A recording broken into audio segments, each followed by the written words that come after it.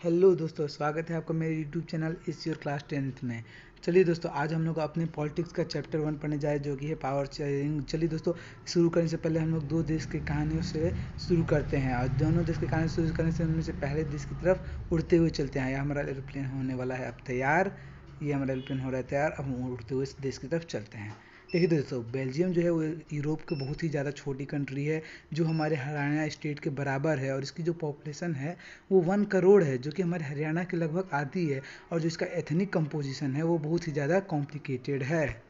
इसका जो जातीय बनावट है वो बहुत ही ज़्यादा मुश्किल है इस देश का। तो चलिए दोस्तों, ऐसा क्यों है देख लेते हैं। देखिए दोस्तों, इस छोटी कंट्री का जो 59% है वो डच बोलने वाले लोग हैं, और ये लोग रहते हैं फ्लेमिश रीजन में। और बाकी जो 40% लोग होते हैं इस पॉपुलेशन का, इस देश के पॉपुलेशन का, वो फ्रेंच बोलते हैं, और वो लोग रहते हैं वलोनिया रीजन में। वलोनिया रीजन दोस्तों, और जो बाकी का 1% बचे रहते हैं वो है जर्मन बोलने वाले, और वो रहते हैं इस एरिया में। और जिसका मेन प्रॉब्लम है वो हमारे इस देश के कैपिटल ब्रुसल में, क्योंकि जो ब्रुसल है उसकी एकदम मेजोरिटी अलग है पूरे देश की मेजोरिटी जो है इसमें माइनॉरिटी है, और पूरे देश की जो माइनॉरिटी इसमें मेजोरिटी है। क्योंकि बेल्जियम में जो मेजोरिटी है उसका यहाँ पे माइनॉरिटी 20% है डच स्पीकर, और वहीं 80% जो है वो फ्रेंच स्पीकर हैं, जो कि उसका उल्टा है। तो दोस्तों, ये वाला जो ब्लैक रीजन आप देख पा रहे हैं ये फ्लेमिश रीजन है, और बाकी इसमें लोग डच स्पीक्स में डच बोलते हैं लोग। और जो बाकी ये नीचे वाला ये इनकी पॉपुलेशन है 59%, और बाकी जो डच स्पीकर्स कम्युनिटी है इनको बहुत ही ज़्यादा बाद में जाकर इकोनॉमिक डेवलपमेंट और पढ़ाई के बारे में बेनिफिट्स मिला।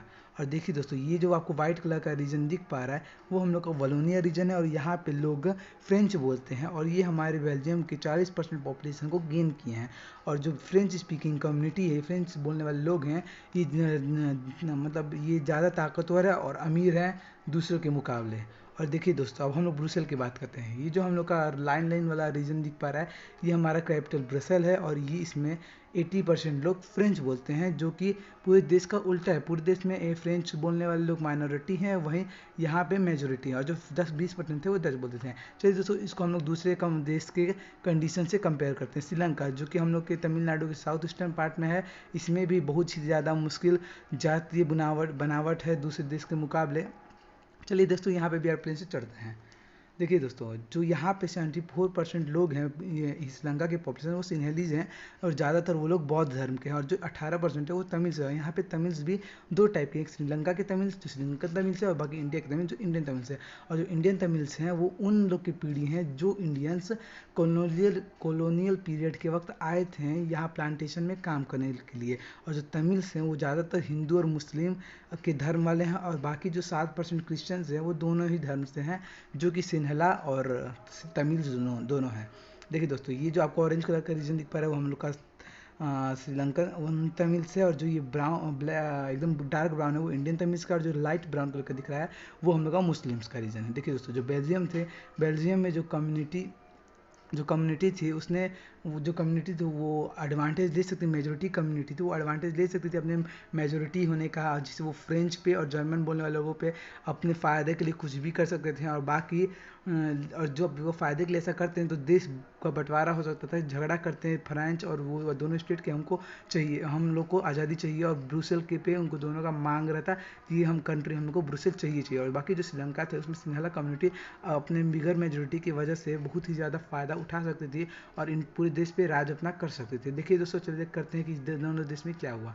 जो मेजोरिटरीज इन श्रीलंका है, देखिए दोस्तों, जो श्रीलंका में थे उसमें मेजोरिटी का राज हुआ। जो श्रीलंका के लीडर्स थे, जो श्रीलंका 1948 में देश हम लोग का श्रीलंका का आज़ाद हुआ, और जो श्रीलंका के राजा थे, राजा बोल रहा हूँ मैं, गवर्नमेंट थे, उन्होंने सोचा कि क्यों ना हम लोग मेजोरिटेरियन का हिसाब लें और मेजोरिटी जो है उनको ज़्यादा बढ़ावा दें। और उन्होंने ऐसे ही किया, उन्होंने मेजोरिटी को बढ़ावा दिया, और 1956 में एक एक्ट पास हुए जिसमें सिन्हला को ऑफिशियल लैंग्वेज कर दिया गया। और जो गवर्नमेंट थी की पॉलिसीज़ थी हर चीज़ में, जैसे स्कूल, यूनिवर्सिटी, कॉलेज, जॉब्स में, तो वहाँ पे ये सिन्हला लैंग्वेज मिल गई। सिन्हला को लैंग्वेज बोलने वालों को पहले ही एडमिशन मिल जाता था, अच्छी जॉब मिल जाती थी। और जो तमिल्स हैं उनको इक्वालिटी नहीं मिली थी कंट्री में, वो भी चाहते थे कि उनका इक्वालिटी हो और पॉलिटिकल राइट्स उनको मिले, जॉब्स मिले, लेकिन ये सब गवर्नमेंट ने इग्नोर कर दिया और उनके बारे में कोई इंटरेस्ट नहीं रखा।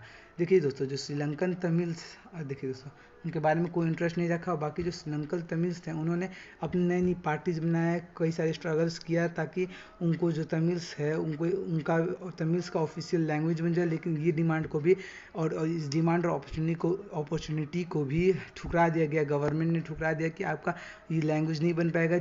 और ये लोग अगर ये लैंग्वेज नहीं बनता तो ये लोग पढ़ नहीं पाते, इसलिए इनको गवर्नमेंट ने ये वाला प्रस्ताव भी ठुकरा दिया। और इसके बाद 1980 में जो कई सारे पॉलिटिकल पार्टीज ऑर्गेनाइज हुए और उन्होंने कहा कि हम लोग को अपना खुद का एक तमिल एलम चाहिए, मतलब अपना खुद का अलग एक स्टेट चाहिए, देश चाहिए। लेकिन इस बात को भी मानने से श्रीलंका की गवर्नमेंट ने मना कर दिया, जिससे कि वहाँ पे दोनों के बीच में बहुत ही ज़्यादा डिस्टर्बेंस कन्फ्लिक्ट हुआ और बाद में वो सिविल वार का रूप लिया, जहाँ पे हज़ारों लाइफ मारे गए, हज़ारों लोग मरे, कई को तो देश छोड़ के चले गए, रिफ्यूजी बन गए। और बाकी जो सिविल वार था वो हम लोग का 2009 में ख़त्म हुआ। और देखिए दोस्तों, ये श्रीलंका से हमें विजिटिंग का रास्ता, ये जो तमिल थे ये चाहते थे कि हमारा भी अलग एक स्टेट बने, एक हम लोग का तमिल एलम बने। और देखिए दोस्तों, अब हम लोग बात करेंगे बेल्जियम की। बेल्जियम में आखिर बेल्जियम के लीडर क्या होशियारी करते हैं। तो जो बेल्जियम के लीडर थे उन्होंने एक अलग रास्ता चुना। बेल्जियम के लीडर्स ने अलग रास्ता चुना ताकि सारे के सारे लोग वहाँ पे उनके देश में अच्छे से रह पाए, दोनों स्टेट के लोग। उन्होंने क्या किया, अपने कॉन्स्टिट्यूशन को 4 बार बनाया, 4 बार मतलब हम उस कॉन्स्टिट्यूशन में 4 बार सुधार लाया गया 1970 से लेकर 1993 के बीच में। और वो 4 चेंजेस थे। उनमें से पहला चेंज था कि कॉन्स्टिट्यूशन में डच स्पीकिंग और फ्रेंच स्पीकिंग लोगों को बराबर कर दिया कि आप नंबर में हमेशा बराबर रहेंगे, जिससे कि दोनों कम्युनिटी से ये ना हो सके कि कोई एक कम्युनिटी ने खुद का फैसला ले, दोनों कम्युनिटी के हिसाब पे फैसला लेंगे। देखिए दोस्तों, यहाँ पे जो कॉन्स्टिट्यूशन है, कॉन्स्टिट्यूशन ने क्या बोला कि जी कॉन्स्टिट्यूशन ने बोला कि जो डच स्पीकिंग मिनिस्टर्स रहेंगे ये हमारे डच स्पीकिंग मिनिस्टर्स हैं, और जो फ्रेंच स्पीकिंग मिनिस्टर रहेंगे उनको नंबर में इक्वल रहना पड़ेगा। यहाँ जैसे नंबर 5 है और तो फ्रेंच स्पीकिंग नंबर को भी 5 ही रहना पड़ेगा। तो यही चीज़ बोला था उन्होंने भी, तो फ्रेंच स्पीकिंग और डच स्पीकिंग मिनिस्टर दोनों में बराबर रहेंगे। अब देखिए दोस्तों, जो सेकंड चेंज हम लोग का क्या था कि सेकंड चेंज में जो सेंट्रल गवर्नमेंट के पास खूब सारी पावर थी उसको स्टेट गवर्नमेंट के पास दे दिया गया। कैसे स्टेट दोस्तों, 2 स्टेट, एक था हम लोग का वलोनिया रीजन का स्टेट और एक फ्लेमिश रीजन का स्टेट। तो फ्लेमिश रीजन और वलोनिया रीजन में सेंट्रल गवर्नमेंट के पावर को बांट दिया गया। और जो डच बोलने वाले लोग थे उनके पास था फ्लेमिश रीजन, और जो ये फ्रेंच बोलने वाले थे उनके पास था वलोनिया रीजन। तो उन दोनों के अलग अलग स्टेट बन गए, दोनों के पास अलग अलग पावर होगी कि वो अपना फैसला खुद से ले सकते हैं कि ताकि वो सेंट्रल गवर्नमेंट पे बेस्ड ना हो। और देखिए दोस्तों, यहाँ पे जो हम लोग का सेंट्रल गवर्नमेंट हीरो बन के है, इसके पास खूब सारी पावर्स हैं। अब कॉन्स्टिट्यूशन क्या करेगी, इसका सुपरमैन बनना निकाल देगी और इसको पावर को 2 देशों में, 2 राज्यों में बांट देगी।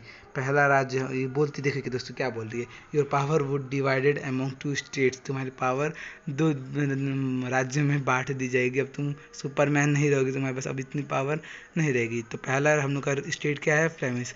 इस लड़की का नाम फ्लेमिश है जो हमारा पहला स्टेट है, और जो बाकी दूसरी है ये है वलोनिया। अब वलोनिया के पास भी आधी पावर चली जाएगी, फ्लेमिश के पास भी, जिससे लोग अपना फैसला खुद कर सकेंगे। ब्रसेल देखिए दोस्तों, जो तीसरा चेंज था वो हमारे ब्रसेल में था। ब्रसेल की एक अलग गवर्नमेंट बता दी गई थी क्योंकि ब्रसेल में एकदम उल्टा काम चल रहा था। ब्रसेल में मेजोरिटी माइनॉरिटी थी, माइनॉरिटी मेजोरिटी थी, और जो कंडीशन बेल्जियम की थी इसी की वजह से था। जो बाकी जो फ्रेंच स्पीकिंग पीपल थे उन्होंने इनका इक्वल रिप्रेजेंटेटिव होने का मतलब इक्वलिटी का बात माने, क्योंकि कंट्री में भी डच स्पीकिंग ने मान लिया था। अब देखिए दोस्तों, जैसे ये हम लोग की क्या कहते हैं इसको, हाँ ये ब्रसेल की गवर्नमेंट ही बोलती है सेंट्रल गवर्नमेंट को कि मैं अब तुम्हारे अधीन नहीं रहूँगी, तुम्हें निकम्मे हो गए हो, मैं बहुत पावरफुल हो गया हूँ, मैं अपना खुद का राज्य खुद से चलाऊंगी। तो ये सेंट्रल गवर्नमेंट वाला गुस्सा हो जाता है, कहता है कि अरे यार मेरे पास तो सारी पावर हट गया, मैं क्या करूँगा, मैं तो निकम्मा हो गया। और जो चौथा चेंज था वो था कि गवर्नमेंट ने पावर के रिगार्ड गवर्नमेंट ने एक अलग से ये बना दिया, एक और अलग गवर्नमेंट बना दिया कॉन्स्टिट्यूशन में। उनके पास अलग पावर थी, वो लोग लैंग्वेज कम्युनिटी के हिसाब पे लोगों को बांट सकते थे और कल्चरल एजुकेशन के हिसाब से भी। कई सारे देशों ने मिलकर जब यूरोप के साथ आए और यूरोपियन यूनियन बनाए तो ब्रसेल को वहाँ का हेडक्वार्टर चुना गया, क्योंकि उसको मतलब ऐसे डिज़ाइन किया गया था ब्रसेल के कि वहाँ पे कोई सी भी दिक्कत नहीं आती थी। उसको इतने अच्छे से लोगों ने बनाया था, इतने अच्छे से उसको अरेंज किया गया था, वहाँ किसी को भी कुछ तरह की दिक्कत नहीं आती थी। देखिए दोस्तों, ये जो हम लोग का ये हम लोग का यूनियन यूरोप यूनियन है, और ये बोलता है ब्रसेल को कि मैंने तुमको अपने हेडक्वार्टर की तरफ से चुना है, और जो ब्रसेल है वो बहुत ही ज़्यादा खुश हो जाता है, कहता है कि मैं अपने आप को हेडक्वार्टर की तरह चुना गया हूँ यूरोपीय यूनियन में। और बस हम लोग का अब यहीं पे चैप्टर ख़त्म हो जाएगा। नहीं नहीं दोस्तों, देखिए देखो, ये है हम लोग का, क्या है ये हम लोग का कौन सा करेक्टर, हाँ ये हम लोग कम्युनिटी गवर्नमेंट है जिसको बनाया गया था। और ये बोलता है कि मैं केवल एक लैंग्वेज की कम्युनिटी के द्वारा चुना जाऊँगा, जैसे डच स्पीकिंग डच को करेंगे और फ्रेंच स्पीकिंग फ्रेंच को करेंगे। चलिए